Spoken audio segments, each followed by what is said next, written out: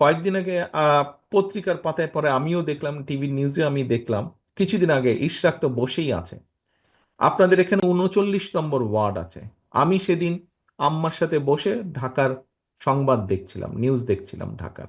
হঠাৎ করে দেখলাম বাংলাদেশের একটি টিভি চ্যানেলে দেখাচ্ছে যে 39 নম্বর ওয়ার্ডে অনেক দিন ধরে একটি জায়গায়, বেশ একটি জায়গায় পানি জমে আছে এবং সেখানে এলাকাবাসীদের চল হাঁটা চলা সবকিছু বসবাসের অসুবিধা হচ্ছে। ঢাকার সময় বোধহয় তখন হবে রাত 3:30 4টা হবে বোধহয়। ইশরাক তখন কয়টা বাজে খেয়াল আছে তোমার? তো এরকম সময় আমি তখন ওকে ফোন করলাম সাথে সাথে। আমি বললাম যে ইশরাক, তোমার এরকম নিউজ দেখলাম, তো আমার মনে হয় তুমি একটু যাও, গিয়ে দেখো কি করা যায়, কতটুকু ব্যাপারটা কি সমাধান করা যায়। প্রিয় উপস্থিতি, কিন্তু আপনাদের সামনে এই জন্য লাস্টের এই ইশরাকের উদাহরণটা, ইশরাক পরের দিন গিয়েছিল, আপনারা বোধহয় অনেকেই দেখেছেন অথবা নিউজেও আপনারা দেখেছেন।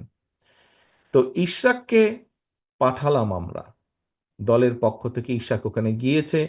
এবং পরবর্তীতে আমাকে যতটুকু ইশরাক জানিয়েছে বা সংবাদের মাধ্যমে আমি যতটুকু জেনেছি যে সেখানে এখন চেষ্টা হচ্ছে কিভাবে সমস্যার সমাধানটি করা যায়। এখন সহকর্মীবৃন্দ, আমরা প্রায় উদাহরণ দেই যে আমাদের দেশটি এইরকম হয়ে যাবে, আমাদের দেশটি ওইরকম হয়ে যাবে। দেখুন, দেশটি যদি এইরকম হতে হয়, ওইরকম হতে হয়, কিরকম হবে জানি না। তবে আমরা যদি সকলে মিলে চেষ্টা করি, সকলে মিলে যদি যার যার অবস্থান থেকে যদি আমরা চেষ্টা করি, তাহলে অবশ্যই ভালো কিছু হওয়াটা অবশ্যই সম্ভব। এবং প্রিয় সহকর্মীবৃন্দ, আমি একজন রাজনীতিবিদ বা রাজনৈতিক কর্মী।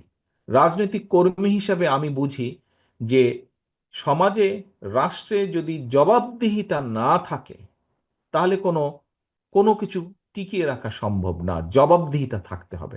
আমাদের সংসারেও কিন্তু জবাবদিহিতা থাকে যে এই কাজটি করা যাবে না, এই কাজটি করলে পানিশমেন্ট পেতে হবে, সন্ধ্যার পরে ভিতরে বাসায় ফিরে আসতে হবে। অর্থাৎ সমাজের কতগুলো পরিবারের কতগুলো নিয়ম কারণ থাকে, এই নিয়ম কারণের মধ্যে চলতে হয়।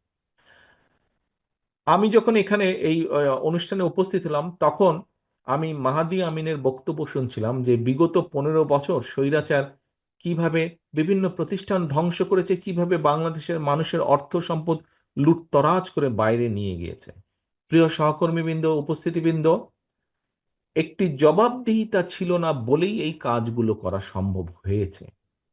আজকে এই যে ইশরাকের যেই ঘটনাটি আমি আপনাদের সামনে তুলে ধরলাম, আজকে যদি সত্যিকারভাবে সিটি কর্পোরেশনের নির্বাচন হতো, অর্থাৎ আপনাদের ভোটে, মানুষের ভোটে যদি ওয়ার্ড কমিশনার নির্বাচিত হতো, মানুষের ভোটে যদি ঢাকা দক্ষিণের মেয়র নির্বাচিত হতো, তাহলে কি ইশরাকের সেখানে যাওয়ার প্রয়োজন হতো?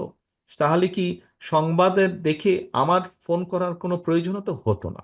কারণ যেই মানুষটিকে আপনারা নির্বাচিত করতেন, সেই মানুষটি আপনাদের কাছে আপনাদের দেখভাল করার জন্য বাধ্য থাকতো। কারণ সে জানতো যে আমি নির্বাচিত হয়েছে মানুষের ভোটে। এখন যদি আমি মানুষের সমস্যার সমাধানের উদ্যোগ গ্রহণ না করি, আমি যদি মানুষের সমস্যার সমাধানের চেষ্টা না করি, তাহলে পরবর্তীতে যে আবার নির্বাচন আছে, ভোট হবে, সেই ভোটে আমি হেরে যাব। সেই ভোটে মানুষ আমাকে ভোট দেবে না। প্রিয় উপস্থিতিবৃন্দ, আমরা চাইছি, বাংলাদেশ জাতীয়তাবাদী দল চাইছে, যার জন্য আমাদের বহু নেতা কর্মী আত্মহুতি দিয়েছে, শহীদ হয়েছে, গুম হয়েছে, খুন হয়েছে। আমাদের সারা দেশে বিএনপি সহ বিরোধী দলীয় অন্যান্য দলেরও বহু লক্ষ লক্ষ নেতাকর্মী অত্যাচারিত হয়েছে, নির্যাতিত হয়েছে। কেন? মানুষের অধিকার, মানুষের অধিকার প্রতিষ্ঠার জন্য।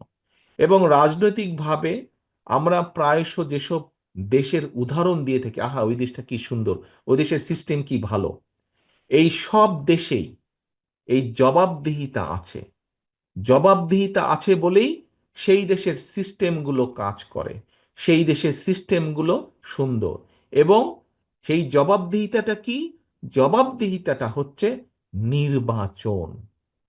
জবাবদিহিতাটা হচ্ছে নির্বাচন। সেটি জাতীয় নির্বাচন হোক, সেটি লোকাল নির্বাচন হোক, সেটি কোনো প্রতিষ্ঠানের নির্বাচন হোক। অর্থাৎ একটি নির্দিষ্ট সময় পর পর নির্বাচন হতে হবে।